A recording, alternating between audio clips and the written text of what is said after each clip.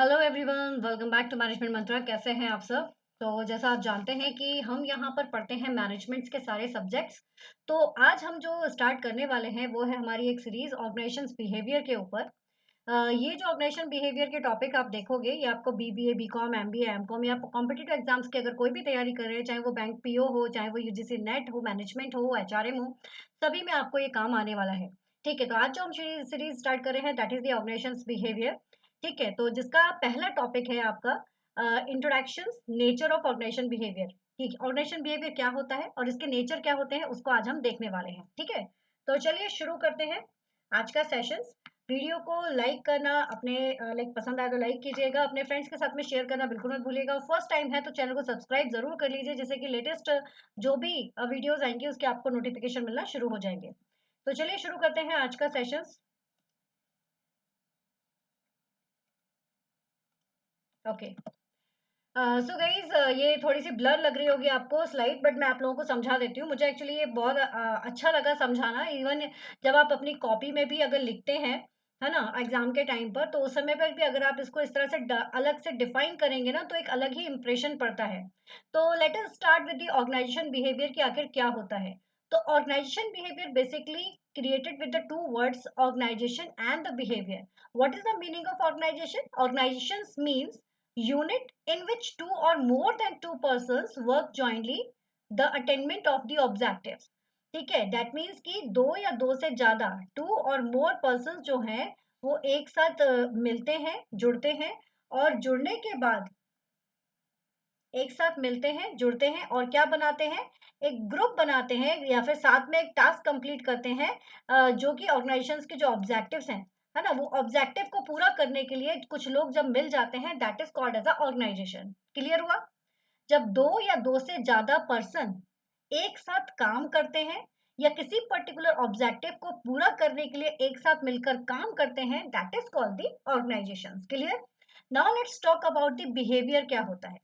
Behaviour का मतलब होता है वो एक्शन या वो रिएक्शन जो एक अकेला इंसान यानी कि इंडिविजुअल या फिर ग्रुप्स जो है वो अपनी एक्टिविटीज के थ्रू करते हैं। ठीक है ना, टुवर्ड्स देयर एक्टिविटीज। ठीक है, एक individual and a group towards their activities, जो रिएक्शंस जो एक्शंस देते हैं उन्हें यहाँ पर कहा जाता है बिहेवियर। तो इस तरह से ऑर्गेनाइजेशन और बिहेवियर, ये दो पार्ट आपके सामने आए हैं। ठीक है, इन दोनों को मिलाकर बन जाता है आपका ऑर्गेनाइजेशन बिहेवियर।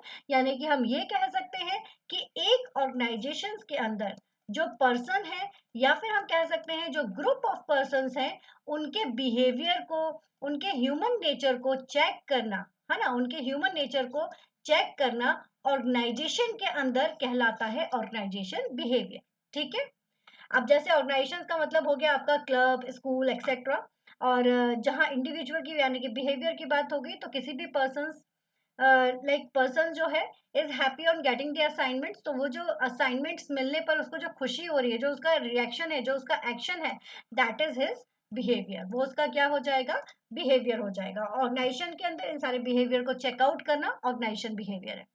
ओके, तो ऑर्गेनाइजेशन बिहेवियर स्टडी क्या करता है? Behaviour of individuals and the group within the organisation contest. ये क्या करेगा? आपको बताता है ऑर्गेनाइजेशन के अंदर कि कैसे वो बिहेव करते हैं, कैसे ऑर्गेनाइजेशन के थ्रू पर्सन इन एक तरह से क्या हो रहे हैं, इन्फ्लुएंस होते हैं, वो सारी चीजें यहाँ पर बताई जाती हैं। नाउ अब हम बात करते हैं एक सिंपल लैंग्वेज में कहा जाए तो organisation behaviour means behaviour of people while living in the organisation. ठीक है, ऑर्गेनाइजेशन के अंदर पर्संस का जो बिहेवियर है that is the organisation behaviour. कुछ डेफिनेशन, बहुत सारी डेफिनेशंस है, बट हमने यहाँ पर सिर्फ दो डेफिनेशंस लेकर आए हैं जो कि इजी गोइंग है और आप आसानी से उन्हें याद कर सकते हैं और अपने एग्जाम में लिख सकते हैं। तो according to Davis and Newstrom, organizational behavior is the study and the application of knowledge about how people act within the organization. ठीक है, ऑर्गेनाइजेशन बिहेवियर क्या है? एक स्टडी या एप्लीकेशन है, नॉलेज है, किसके लिए? कि कैसे एक पर्सन ऑर्गेनाइजेशन के अंदर बिहेव कर रहा है, उसकी नॉलेज, है ना, वो है आपका आपका ऑर्गेनाइजेशन बिहेवियर। किसने दिया है? This is given by the Davis and न्यूस्ट्रैम।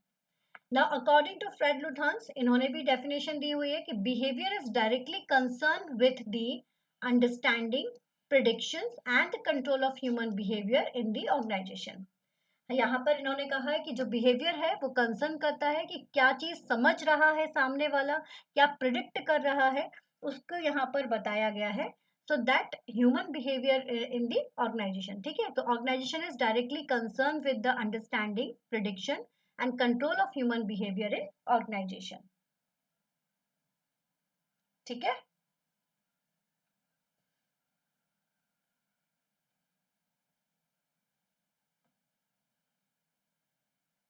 चलिए आगे देखते हैं, nature of organisation behaviour.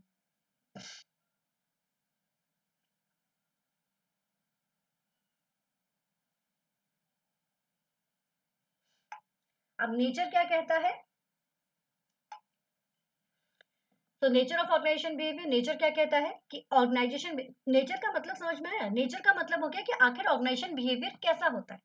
Nature मतलब ऑर्गेनाइजेशन बिहेवियर कैसा होता है ना। हर किसी का अपना अपना कुछ लाइक कुछ कैरेक्टरिस्टिक्स हो सकते हैं, कुछ नेचर्स हो सकते हैं, कुछ फीचर्स हो सकते हैं। तो उसी तरह से ऑर्गेनाइजेशन बिहेवियर को समझने के लिए भी हम यहाँ पर कुछ पॉइंट्स लेकर आ रहे हैं कि कैसे आप उनको बता सकते हैं, ठीक है। तो ये क्या चीज है ये देख लेते हैं हम।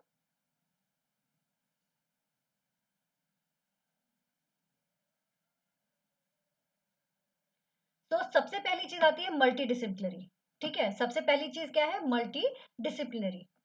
तो मल्टी डिसिप्लिनरी का मतलब कि ये बहुत मतलब मैं पहले आप लोगों को सारे पॉइंट्स बता देती हूँ, देन हम वन बाय वन सबको एक्सप्लेन करेंगे। तो ऑर्गेनाइजेशन बिहेवियर का जो नेचर है वो मल्टी डिसिप्लिनरी होता है, सिस्टमैटिक स्टडी होती है, अप्लाइड साइंस होता है, कंटिजेंसी अप्रोच यहाँ पर आपको देखने को मिलेगी। कंटिजेंसी अप्रोच आपको हर जगह देखने को मिलेगी, जब आप मैनेजमेंट में पढ़ेंगे तब। तो OB is the both a science and an art, organisation behaviour science भी है और आर्ट भी है। Now let's start one by one, हम सबका डिटेल देखते हैं। अब इसे कहा गया है multi disciplinary.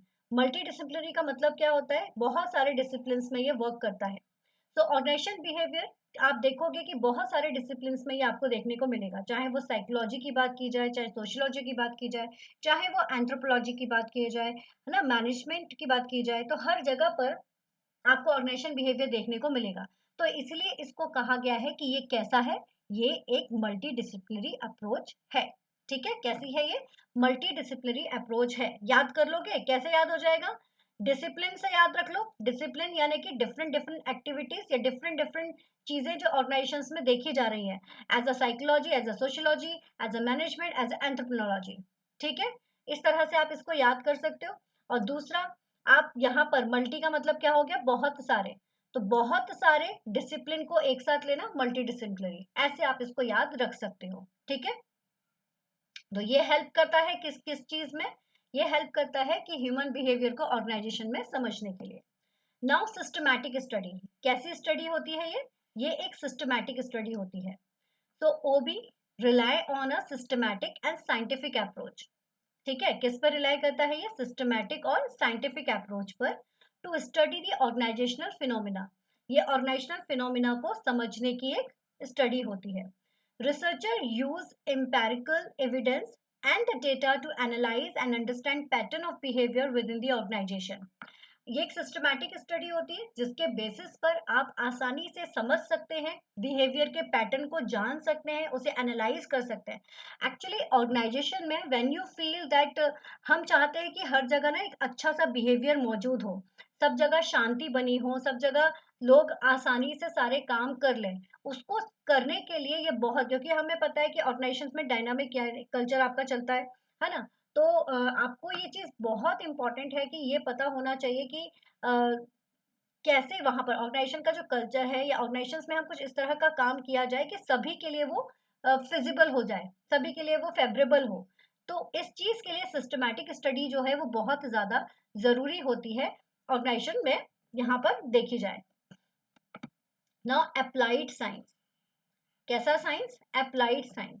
while organization behavior is grounded in academic research, its ultimate goal is to provide the practical solution of real world organizational problem, ठीक है, ये एकेडमिक रिसर्च होता है और साथ ही साथ रियल वर्ल्ड की जो प्रॉब्लम है उसको सॉर्ट आउट करने के लिए हम यहाँ पर इसमें प्रैक्टिकल सॉल्यूशंस निकालने की कोशिश करते हैं। ये क्या करता है, ये थ्योरीज अप्लाई करता है, कॉन्सेप्ट्स देता है कि कैसे ऑर्गेनाइजेशन इफेक्टिवनेस को एनहेंस किया जा सकता है। और ये अप्लाइड साइंस इसलिए बोला गया है इसमें क्योंकि हम यहाँ पर चीजों को अप्लाई कर रहे हैं। ठीक है ना, हम यहाँ पर रियल सॉल्यूशंस निकालने की कोशिश करते हैं, प्रैक्टिकल सॉल्यूशंस निकालने की कोशिश करते हैं जिससे कि ऑर्गेनाइजेशंस की इफेक्टिवनेस और उसकी क्वालिटी ऑफ वर्क में इंप्रूवमेंट आ सके। ठीक है, अभी बात आती है कंटिजेंसी अप्रोच। कंटिजेंसी अप्रोच का मतलब होता है सिचुएशनल अप्रोच। सिचुएशनल अप्रोच क्या है? Situational approach. सिचुएशनल अप्रोच का क्या मतलब हो गया कि ऑर्गेनाइजेशन बिहेवियर रिकॉग्नाइज करती है कि there is a no one size fit all the solution of the organisation challenges. सभी के लिए एक जैसा रूल आप नहीं बना सकते हो। अगर प्रॉब्लम अलग अलग होती है तो सॉल्यूशन भी अलग अलग होगा। ठीक है, सिचुएशन के हिसाब से चीजें चलती हैं, जैसी प्रॉब्लम होगी वैसा सॉल्यूशन होगा।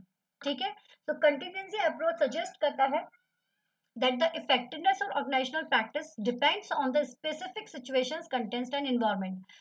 इवन दो ऑर्गेनाइजेशंस में जैसे कि एम्प्लॉय है, दो एम्प्लॉयज हैं, दोनों की प्रॉब्लम अलग अलग है तो दोनों का सॉल्यूशन भी अलग अलग निकलेगा।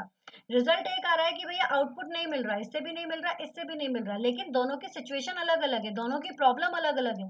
तो जब दोनों की प्रॉब्लम अलग अलग है तो दोनों की प्रॉब्लम्स को उसी तरीके से सॉर्ट आउट करना पड़ेगा। उसके बाद आपको यहाँ पर एक तरह से सॉल्यूशन निकालना पड़ेगा जिससे आउटपुट इनहेंस हो सके। ठीक है, ऐसा नहीं है कि आप दोनों को ना एक जैसा ले लें और एक जैसा सॉल्यूशन निकालने की कोशिश करें, नहीं, जैसी सिचुएशन वैसा सॉल्यूशन आपको निकालना पड़ेगा। ठीक है, now both science as well as art, आप देखोगे कि ये जो है ये साइंस और आर्ट दोनों ही होता है। Systematic knowledge about the human behaviour, आप यहाँ पर एक ह्यूमन बिहेवियर की सिस्टमैटिक नॉलेज लेते हैं तो वो क्या है, ह्यूमन बिहेवियर की आप नॉलेज ले रहे हो तो बिकम्स अंडर द साइंस। और यहाँ पर आप एप्लीकेशंस ऑफ बिहेवियर नॉलेज या फिर हम कह सकते हैं कि स्किल्स जो है उनकी हम बात कर रहे हैं कि कैसे आप बिहेवियर नॉलेज या स्किल्स को अप्लाई कर रहे हो, है ना, कैसे आप बिहेवियर नॉलेज को या स्किल्स को अप्लाई कर रहे हो। तो अप्लाई करना जो है दैट इज द आर्ट। तो इसलिए साइंस और आर्ट दोनों ही यहाँ पर आपको देखने को मिलेगा। ठीक है, इसलिए साइंस और आर्ट दोनों ही यहाँ पर देखने को मिल सकता है। So this is all for today, ये था हमारा आज का सेशन जिसमें हमने देखा कि ऑर्गेनाइजेशन बिहेवियर होता क्या है, किससे बना हुआ है और इसके नेचर्स क्या होते हैं। आई होप कि आप लोगों को टॉपिक समझ में आया हो, तो आप इसको एज इट इज अपने नोट्स के तौर पर यूज कर सकते हैं। वीडियो पसंद आए तो लाइक जरूर कीजिए, कमेंट कीजिए अगर वीडियो पसंद आ रहा है तो, और साथ ही साथ अपने फ्रेंड्स के साथ में भी शेयर कीजिए। All the best, take care, keep study hard and smart.